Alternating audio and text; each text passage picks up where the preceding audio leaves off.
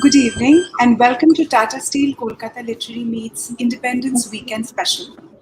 Day 2 is brought to you in association with British Council. Before we introduce the sessions and panelists for the day, I would like to ask Mr. Chanakya Chaudhary, Vice President Corporate Services at Tata Steel, to say a few words. Mr. Chaudhary. Thank you, Sukanya, and good evening, friends. Uh, what a momentous occasion, 75th Independence Day of the country, and we are all getting together for this session. So, first of all, a very, very happy Independence Day to all of us in India and abroad. Uh, while the last year or so has been very difficult, full of challenges because of the pandemic since early 2020, and we are still grappling with it in some way. How hopefully the vaccines are playing their part, and hopefully we're all disciplined enough to maintain the COVID appropriate behavior, and surely we would be defeating the pandemic shortly. Uh, Today's session, or as Sukanya said, this weekend sessions have been very, very great. It's also, in some way, a break from the routine and to, in some way, get back to the routine that we always wanted to. Uh, Independence Day and Tata Group and Tata Steel, where I belong, has always fought for freedom and fought in a way that we build the character of the company, of the people, of the community, play our part in nation building.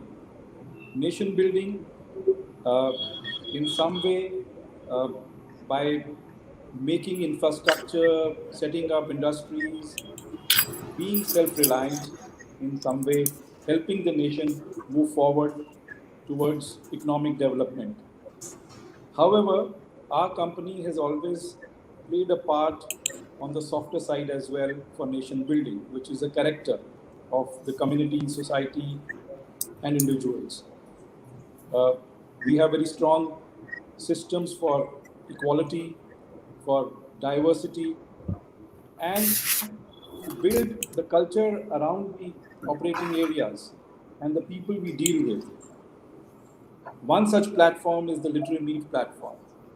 Uh, we joined hands for this platform close to a decade now, I think 6 to 8 years back, with Malavika and Jeet. Started with Kolkata Literary Meet, and then we've expanded to Jharkhand and Orissa as well. Looking forward to the in-person meet, where it is more than a meet, a lot of eat and greet, as I could say. Hopefully, we will see towards the end of the year where we can chart out our schedules again for Jamshedpur, Ranchi, Bhubaneswar, and the grand finale in Calcutta. I'm sure towards the end of the year, December, Jan, we hope to see that happen again. Coming specifically to the session for today, uh, Mr. Bond, Ruskin Bond, Bond with a difference. He's a gentleman. And I was just thinking to myself that he started writing when he was in his teens. And in some way, he stands testimony to the 75 years of independence. Because I'm sure he's been writing for the last 7 decades. So, which is as good as 75 years. And in some way, he's also the lucky mascot for our Tata Steel Kolkata Literary Meet. Uh, he's been there for all our events. And thank you so much for being there and being a part of this, in a way, correct, changing the culture or building the character of the community and the, the society that we live in. And I also want to say that Anita Anand, whose session is also scheduled after this one, and she's written a book on Udham Singh. It's important that the generation of today and tomorrow remembers and knows some of our freedom fighters, and they don't get lost in the daily routine of our world. Thank you once again, and hope you enjoy the sessions. Back to you, Sukanya. Thank you, Ms. Thank you, Mr. Chaudhary. As you can see, we have someone really special with us today, India's most loved author. We are, of course, talking about Ruskin Bond. Our first session today is titled Ruskin Recollections, where India's favorite storyteller talks about his memories of August 15, 1947, and his being witness to a young nation's independent journey. Mr. Bond will be in conversation with Malavika Banerjee, Director, Tata Steel Kolkata Literary Meet.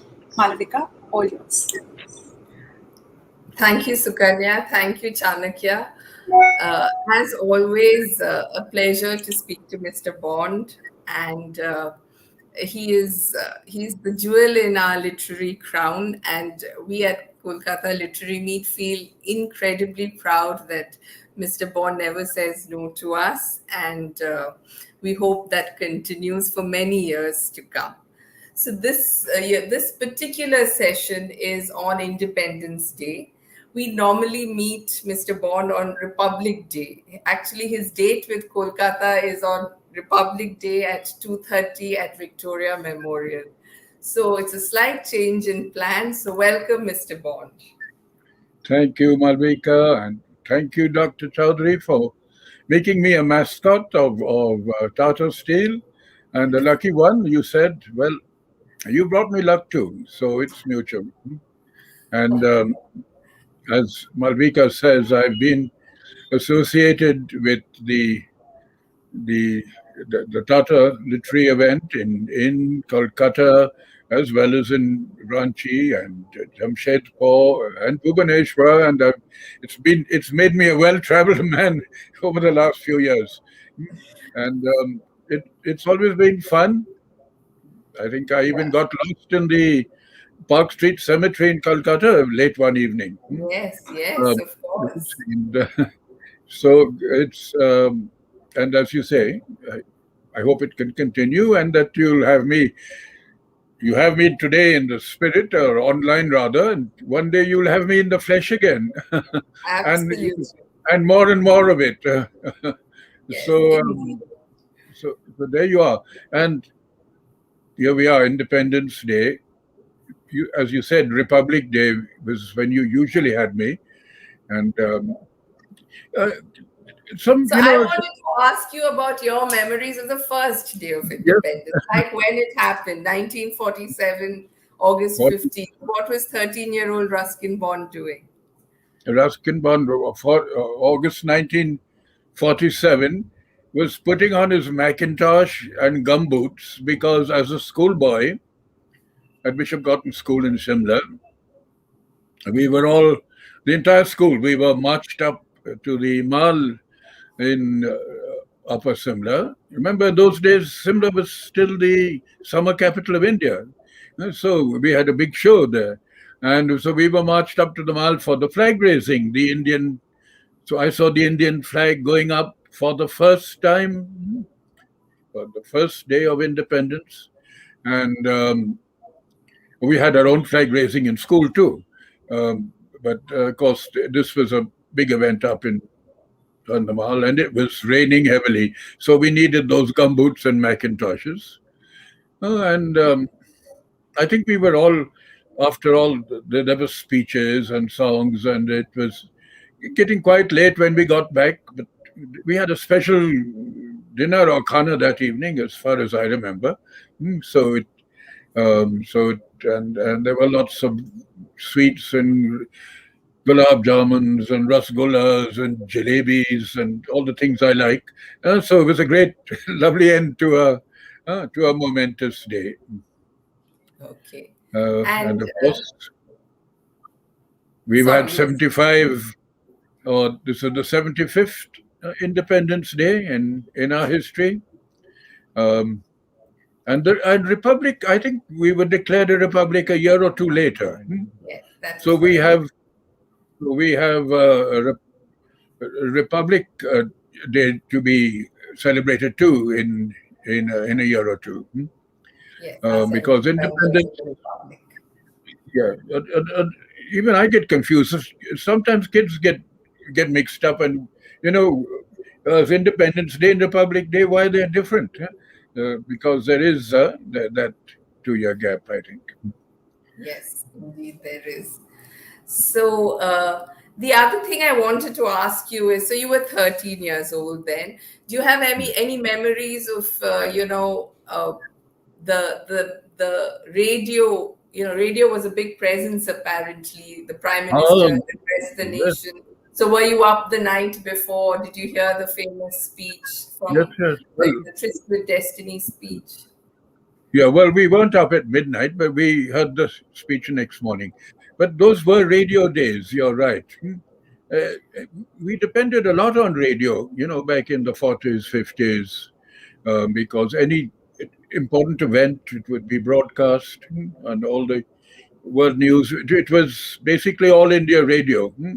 And perhaps today, with television and the internet taking over, you know, people forget that radio was so important.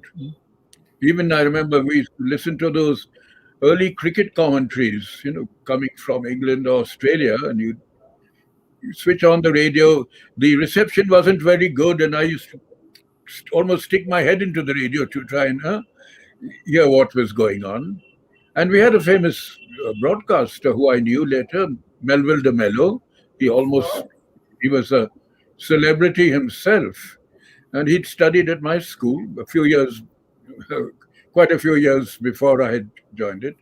Um, and in fact, you mentioned some of my early stories. Some of them were actually broadcast, and in the 1950s, I would go to All India Radio in Delhi and read them out myself. And I did that again when this I pandemic was started. just going to ask you, that was one of my questions from radio, that in a way, the audio life has got a second lease of, relevance, let's say, because now you have audio books. You yourself, in your wonderful voice, render so many of your stories for people who prefer listening rather than reading their literature.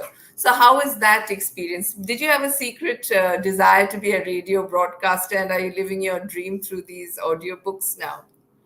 Well, even when I was a boy in London, and I somehow I got invited by the BBC to give 2 or 3 talks on growing up in India, and on the life I'd led before going there, and those days I had a very Indian accent, as I still do, and the lady producer tried very hard to train me to speak with not with a British accent, but with something approaching it. And she didn't actually get around to putting a potato in my mouth, but uh, she was very helpful, and so radio played an important part in my early writing career. And So, do you enjoy the audiobook experience now? yes, audiobooks. To tell you the truth, I haven't heard them myself. Af- um, when my voice is played back to me, I usually switch off. But I'm glad to know they're doing well. But the readings I did during the pandemic last year for All India Radio, I did on my landline on the telephone. Wow. And they were recorded in Delhi and then broadcast over the external affairs. So it was like old times. I wasn't using modern technology at all. I was using the old telephone, which usually doesn't work, but fortunately that day it did. Yeah. So, as I said, so you are one of, in many ways, sometimes knowingly, sometimes unknowingly, a chronicler of the last 75 years. You started writing as a young boy, and when you left India, you came back. So, first, let me start with that part of the story. Why did you come back from the UK in the late 50s? What brought you back to India? Yes, The well, Desh Ki Dharti or what? well, number of things, I guess. Nin- uh, yes, it was 1951, and I just finished school. I did my senior Cambridge, which was the school leaving exam in those days, and I came home and my mother said, "Now, what are you going to do with yourself, Ruskin?" And I said, "Mom, I think I'm going to be a writer." And she said, "Don't be silly. Go and join the army." Well, in those days, most of the boys went into the army. We didn't have Yes. the choice of career that you have today. And the army was a great option. Um, but I'd have been another Beetle Bailey, I'm afraid. Huh? Getting up early in the morning and going on parade was not for me. And I was really keen on being a writer. So she packed me off to England. She said, "Go, go, go, like Dick Whittington, become famous." And so off I went in a boat. In those days, you went by sea. And so of course, I didn't have much, I didn't have any money. So I had to take jobs there. I worked briefly with a travel agency and with a photographic firm, and then as a clerk, very boring, in an office. And um, and I'd come back to my little bed sitting room and do my writing in the evenings. And I wrote my first book while I really completed it because I'd started it in India and I'd finished it there. It took me a year or two to find a publisher. But why did I come back? Hey, I was lonely. It was very hard in those days for a boy in a huge city like London who didn't know a soul there, you know, to to be happy. And I would go to the pictures and to the theater and things, but I was always missing something, and I think it was the the family life of India in a way. Not just my family, but it was so easy to become part of a family. So if I had friends, I would be part of their family. And so it and and I never came across a family like that, in London or in England. The whole sort of life is totally different. Um, so so I was missing friends. I was missing the entire atmosphere of India. You know everything from the mountains to the forests, and of course, naturally the people. And so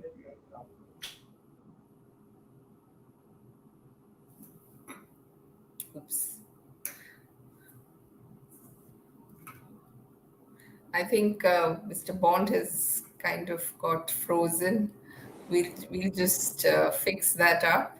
Yeah. awful. Um, so as soon as I got an advance on my novel, which was Oh, in those there. days £50, huh? I got on another boat and came back. That Oh, was after. So I'd been there about 3 years. Um, and that was before the book got published, or before I got a prize for it. So it was I was back in Dehradun pounding my typewriter, trying to sell stories and articles to every newspaper or magazine in the land. When the book got published in the UK, and it was some months before I saw the first copy. But that yes. was the beginning. And that's That why I was a came bit. back, and that's why I'm still here. I'm not pounding the typewriter now, but I'm writing by hand. I know. Yeah. So, coming back to the book you pounded out on a typewriter, Room on Mm. the Roof, uh, there is something evocative about it which makes it speak to, people in their teens even today.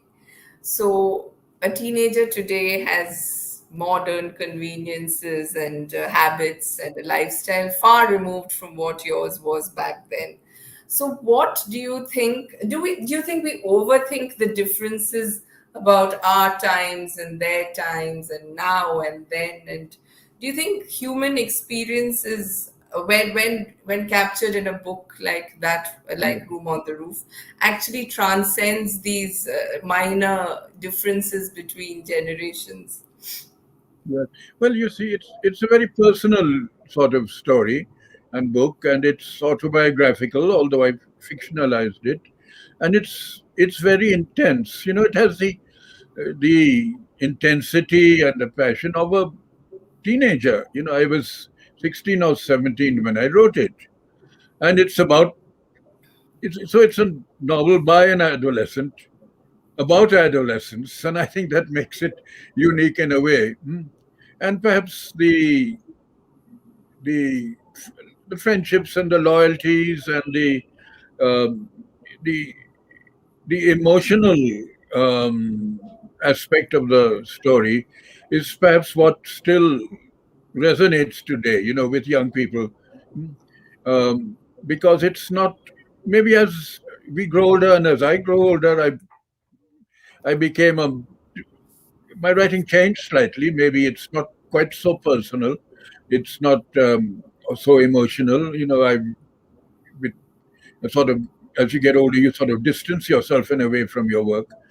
So that I was really there, mistakes and all, which I've never tried to correct because I wanted to represent me as I was then, 17-year-old.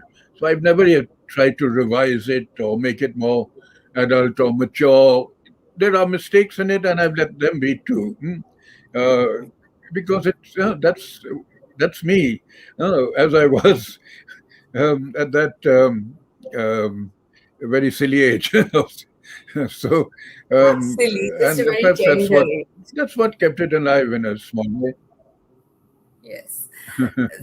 So Yeah. that was Room So on the there it Roof, is. Mm. and then you started this career. One of the things people say about India as we are at the cusp of our 75th year is that we are a nation that is losing its idealism. There was a certain idealism in the 50s, in the 60s, which was, informed by hope and aspirations of a young country. Do you think that is true? And Mm. what are your thoughts, having been a youngster then? Do you see a difference in how people are today? Well, that's because the world has changed, and idealism seems to have gone out of the window. Look at, um, I mean, the world at large. It's now so dependent in a way on technology, um, on finance, on on sort of political wheeler dealings. It's sometimes you feel that the heart. It's not just ideology. It's the heart and soul. It seems to have gradually slipping out of humankind, and perhaps less so in India than in other countries. Because you still find kindness here and goodwill, um, and you find other things too, which maybe are not so good. But so I think it's the times have changed, and we become more cynical. Innocence is gone, even childhood innocence, because um, the innocence we knew as children isn't really there anymore. Um, in a way, children and young people haven't changed because they want the same things. They want a good life. They want a good future. But we, we kids today still want chocolates and ice cream as we did when we were kids. you know, so it's the world around them that's putting pressure in a way on kids and on young people, and Yeah. mm, in many ways.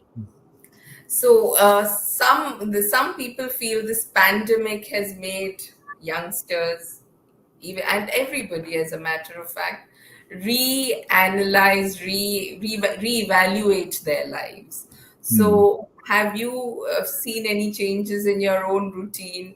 Has the pandemic influenced the way you spend your day? How is your writing going? Is there more peace and Well, quiet, or are you uh, struggling? Well, it's been tough on young people, I know, because they like to go out occasionally, they like have a party to What do about the different. young man called Ruskin Bond? How is he coping? Ruskin Bond has been lucky. After all, writers write from home. They work from home. So I've always done that. I'm not a great party person, and I'm very much someone who can spend days at home. If I've got books to read, some writing to be done, you know, people I love around me, and the sun shining. I, I, I'm quite happy with these simple things. So I I have to confess that during this pandemic, I have written twice as many stories as I normally do. Um, my production has gone up for the simple reason that I couldn't go anywhere, so the best thing I could do was write. And and I've read more. I read about 3 books a week, and of all kinds of books. I've even got a big volume of the Oxford English Dictionary now. I use it for weightlifting because it's very big, and then I keep on learning new words, and it's very interesting to learn the history of words too. So Yes. there's plenty to keep me engaged. And at the age of 87, I'm not going to want to go out and play cricket or football. so, um, so it, so I have to say I've been lucky, and Yes. touch wood, it will. I'll continue that way. Um, but of course, I like to go out now and then. Siddharth takes me for a drive sometimes, uh, out of the town, and then I can get out and take a little walk. I don't walk too much now, and so actually, I can't say I've suffered, but I know so many people have suffered and even lost dear ones, and uh, and I think it's tough on young people because it's something that's come out of the blue. And there you are, a boy or a girl growing up in what you feel is a very secure, um, in home, in domestic surroundings, or in school where you're protected. Thinking back to 1947, how well I was protected at home and in school, even when the partition riots and all the trouble was going on for a few months. So you have a feeling of being protected. And then suddenly people are falling ill all around you, and some are dying. So it's very, I think, very just older people have perhaps seen it before, but young people, it can disorient them a bit, perhaps. Yes. So we must, I think, help them and encourage them as much as we can, in whatever they're doing and whatever they want to do. Absolutely. So do you receive any mail, any letters, fan mail from youngsters, and have they increased or spoken about these times to you?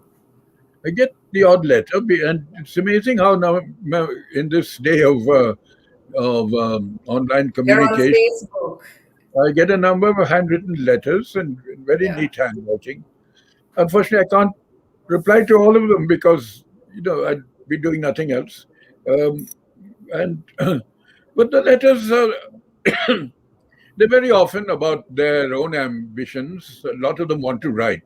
It's amazing the number of young people now who want to write. Because when I finished school and became a writer, I was the only one in my school who wanted to write, and they all thought I was silly. That nobody thought of it as a profession. Uh, and also, it wasn't, you see, a glamorous profession then. Uh, a writer was anonymous. You could bump into Graham Greene or P.G. Wodehouse on the street, you wouldn't recognize them. But Yes. today, even writers, because of the visual media, writers are seen. Some of them become well known, famous, and recognizable. Um, so maybe that too is part of the reason why young people want to get right, to get recognition. Also, it's a wonderful vocation. For me, it was always a passion and still is. And you must pursue your passions, whatever they are. Absolutely. So I was just saying that you have, besides pursuing your passion, one thing I admire greatly about you is your ability to embrace the new. So I believe you're on Facebook, and the last time we spoke, you've also got a Netflix account. So do these take up some of your time? Do you like watching the old classic or a nice Hercule Poirot Yes, mystery? yeah, I too indulge in a lot of nostalgia. Also, the I still feel the best writing was done in the maybe in the 30s and 40s, um, be- before and during World War II. Um, but I I try to keep up to date too. But yes, films. But gosh, but the other day, last week, I started seeing one of those episodic serials, which go on forever, The web series. and it finally finished. It was yeah, Yes. it was it was set in some American small town, Ozark, and it was Ozark. so full of vulgarity, filthy language, not a single sympathetic character from beginning to end. It made me wonder, that wh- is it what does entertainment come to? But it sort of shows you the darkest side of life, violence, obscenity. Uh, there wasn't a single, and yet people want to see that in a way. So maybe it goes back to that earlier observation of yours. We're not as perhaps as innocent or idealistic as we used to be. Sort of, we are looking more and more at the dark and violent side of life for entertainment. Yes, yes, I Mm, know. It's mm, quite. I'm impressed that you watched Ozark because I am a little too faint-hearted for that kind of fare. So, well, mm. good on you, I guess. Now, before we've got a lot of audience questions coming in, but and we'll ask Mr. Chaudhary. Chanakya will also ask one question after. He can start off the audience questions.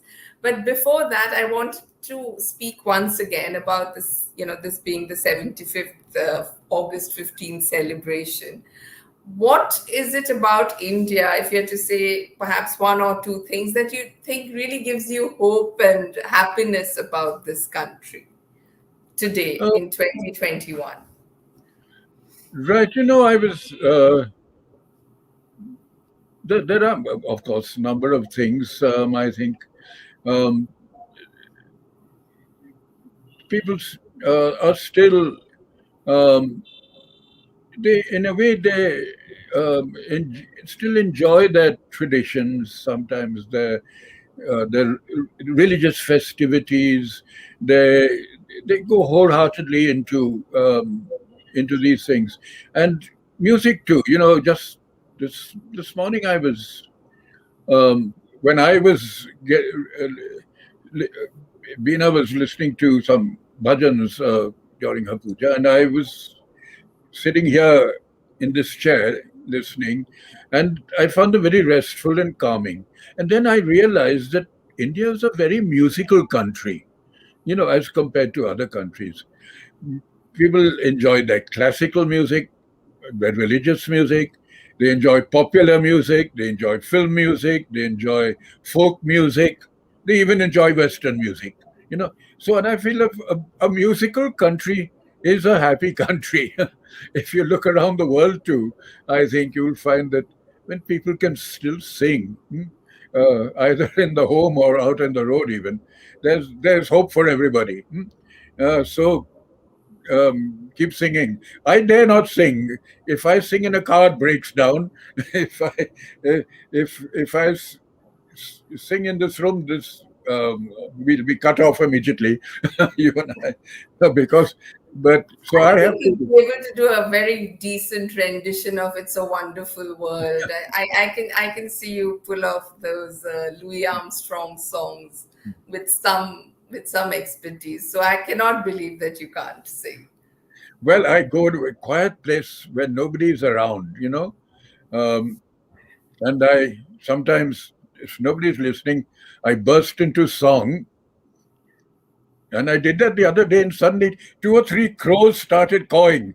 And I used to think, well, birds usually sing beautifully, yeah, but I'm one with the crows. So at least they were joining in the chorus. Oh, wonderful. So, yes, I think that's a good point at which we can take a few audience questions. And yes, if a country that sings and harmonizes well, perhaps has a lot of hope in its art. So, Chanakya, is there any question you'd like to pose to Mr. Bond as we collate the many questions that are Thanks, coming? Malvika. I was going to ask you, Mr. Bond, which you in some way have answered, saying, how does India become a happy country? But I think you have already said that we are a musical country and we can sing and dance and, you know, be a happy country. But let me ask you another question now. If you would be told to relive your life, Yes. uh, would there be any change that you would do in any part of your life that you have lived till Very date? interesting question, sir. And I don't think, I'm basically, I think, a person without regrets. There might have been a few things I would have changed, but not much. I think I've been very fortunate and that I've been able to go through most of my life doing the thing I love most, that's writing, even making a living from it, having around me the people I love and the family that looks after me. And I can't think of anything really big or very important that I would choose to change in any particular way. So I think in that way I've been very fortunate. Uh, and even because before I finished school, I mean, I wanted to be a writer and I became one. What more could I ask for? um, so Great. there it is. And somebody asked me the other day, a little girl, she said, so if you were born again and you couldn't be a human, what would you like to be? So I had thought about it, and finally I thought, well, a parrot and a mango tree. I Good like one. mango. And the parrots have free access to all the mango trees. Thanks, That's thanks. beautiful. So there are several questions, as I said. Aditya, first there's a question with a name like this. I have to give him top priority. He's called Sam Ridiculous. How did you get inspiration for writing Time Stops at Shamli? Ah, Time Stops at Shamli. That's one of my earliest stories. Time Stops at Charlie, believe it or not, was written in 1956 or 57 when I was back from England, and Room on the Roof had just been published. And uh, for many years, it didn't get published because somehow it was too short to be a novel and too long to be a short story. So I couldn't get it into a magazine or with a publisher, book publisher even. But then later on, after some years, when Penguin started putting my stories together, I made it the title story of that particular collection, Time Stops at Shamli. So it was written around 56, and it's one of my favorites. And of course, Shamli itself is a very busy town in the sugarcane belt of the I think Muzaffarnagar district, and it's very different from the Shamli of the story that's in my story, which is just like a wayside station, with a few dwellings and guest houses around it. So it's got a romantic touch. That was my romantic period. When I was in my 20s, I wrote stories like Night Train at Deoli and Time Stops at Shamli and The Girl on the Train. I was always sort of meeting pretty girls on trains or railway stations in my stories, and not always in not in reality, because somehow trains and stations gave me a romantic feeling in those days, um, It's and very now hard for a girl to look pretty for more than half an hour on a train, especially if it's a far 48-hour more than, journey or something. well, train stations gave me stories. I could sit on a sometimes I would buy a platform ticket, go and sit on a bench in a railway station, Dehradun or maybe Ambala even, and as- after some time I'd see something happening and it would become a story, because something is always happening on railway stations and platforms and trains coming and going, which doesn't happen in airports somehow. Interesting things do happen. Things happen too quickly in airports, I suppose. Romance can't bloom very easily while you're, sitting in a departure lounge. Um, well, it hasn't to me yet. So there you are. Um, There's somebody who's asked, would you like to travel, Madhushree Mukherjee, would you like to travel to Calcutta by train once, Ruskin sir, for old time's sake? Well, it's different now. When I was a boy and we traveled in trains, you could look out of the window or through the glass. You could see everything. But now it's all glazed glass. And I did take a journey a few years back, and I couldn't see anything because, you were sort of shut in, and it was thick glazed glass, and you couldn't open it. So you're not seeing the countryside. Part of the pleasure of traveling by train was to look out of the window. yes, Mm, absolutely. mm. There are many questions. There are many questions on trains now. One is, which is your favorite railway station from Shorop? Favorite railway station. Mm. Yes. Well, it, in my stories, it was a little wayside station, which where you had a Kalasi or watchman, and maybe a sub or assistant station master. With the train stopped for maybe 5 minutes at the most, if it stopped at all, and there'd be a few stray dogs around, and somebody selling chole bhature or tikkis. So that kind of station comes in night train at Deoli and Shamli, and the woman, no, not the woman on platform, wait, that's Ambala. And the tunnel, which is about a little wayside stop outside a big tunnel, and there's a leopard that comes sometimes and shelters in the tunnel. And the Kelasi watchman actually saves this leopard from being run over. So that's another tiny little station too. Okay.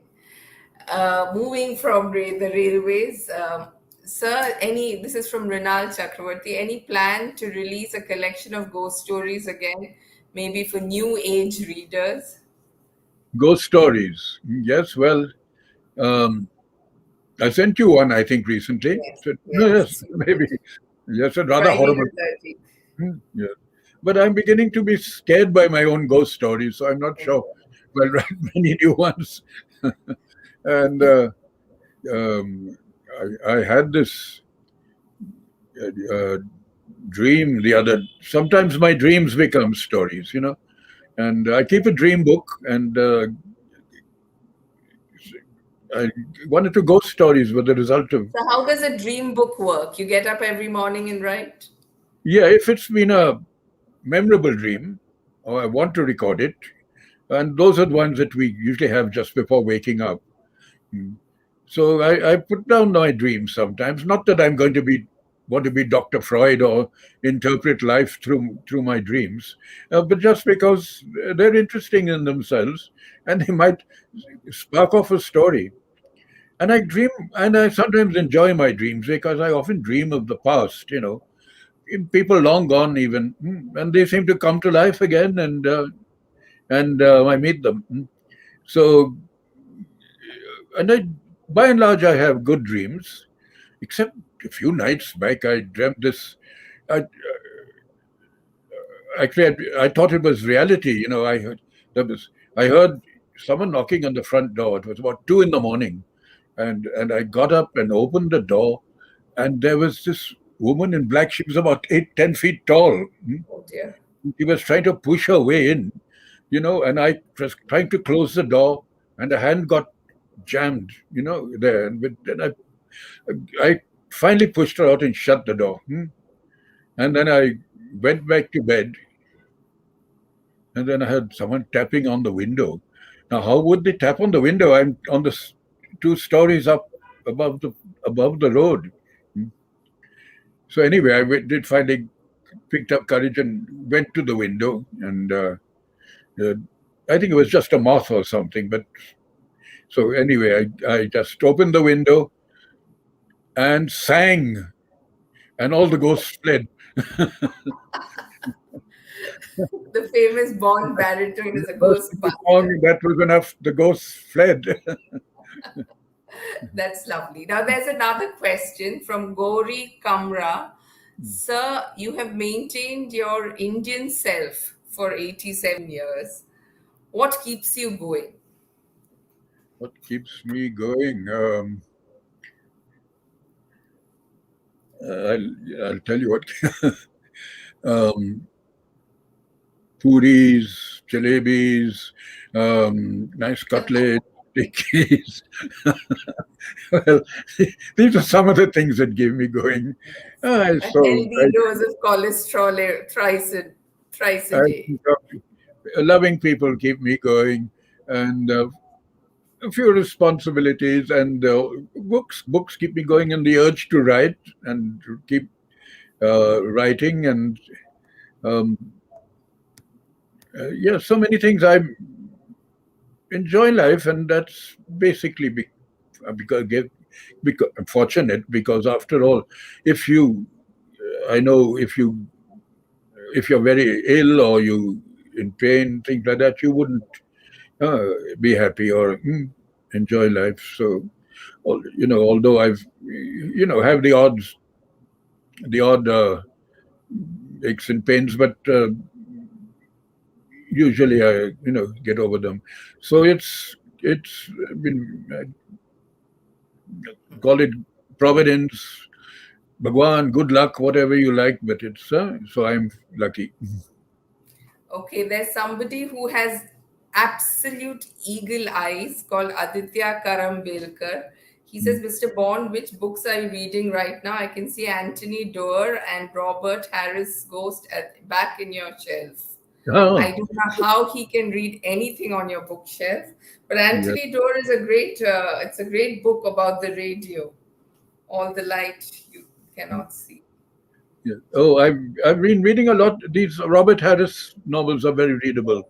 He takes a sort of historical background and writes a thriller or a mystery with against that setting. It could be the Roman Empire or during the French Revolution or Hitler's Germany.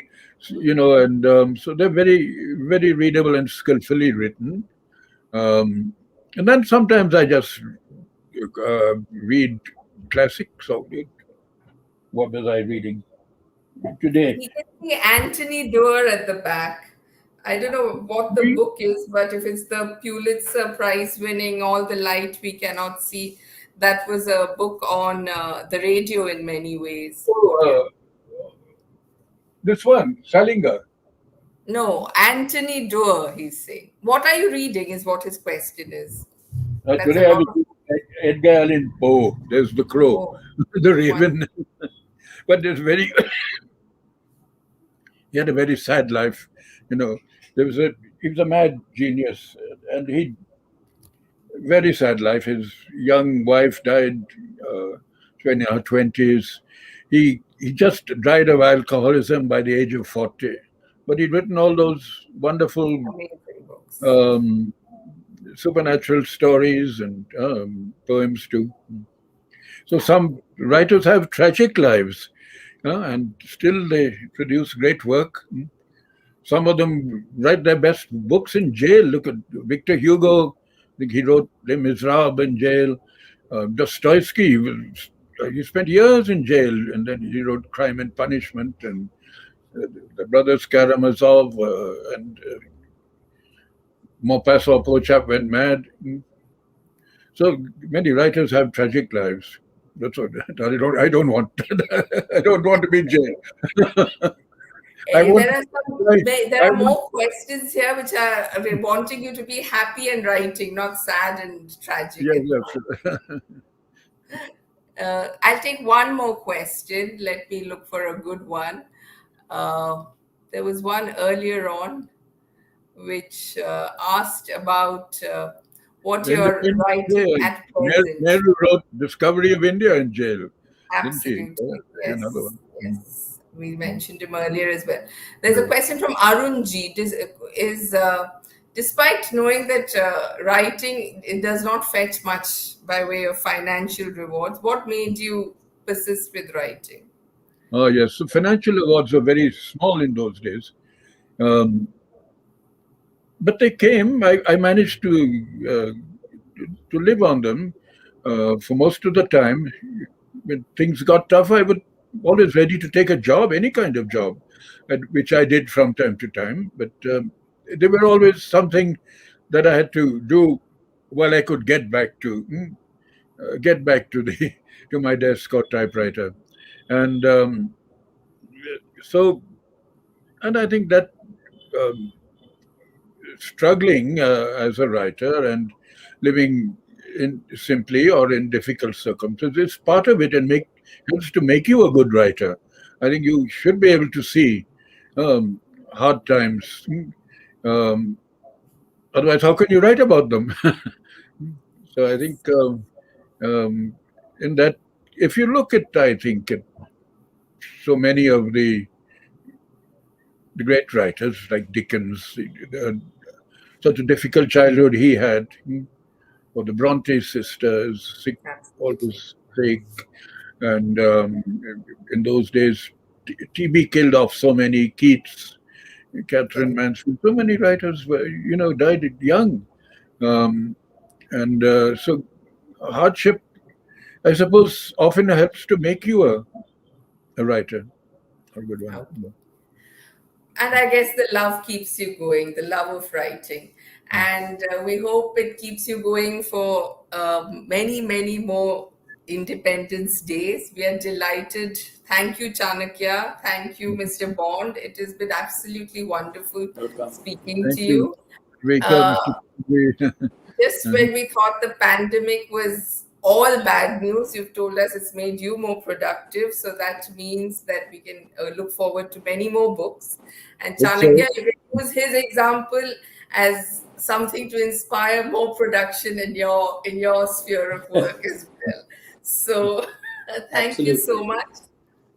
Anything Thank you'd you. like to add, Chanakya, before we wind up? No, thank you so Uh, much, and I hope Thank you. we are able to do the in-person events towards the end Yes. of the year and the beginning of the next year. And as you said, the Republic Day lucky mascot, Ruskin Bond in Kolkata, I love Bonds of to Victorian be with Gold. you out on those Victoria Memorial grounds again. Yes. On Absolutely. lovely lawn. Inshallah, that's where it will be. Yes. Yes. Thank you. Looking forward. Thank you so much. And we have another session coming in a few minutes. But thank you, Mr. Bond. You've Super. really added saffron, white, green, and a lot of other colors to our Independence Day evening. Please do stay safe and stay well. Thank you. Thank you Thank all of you. you.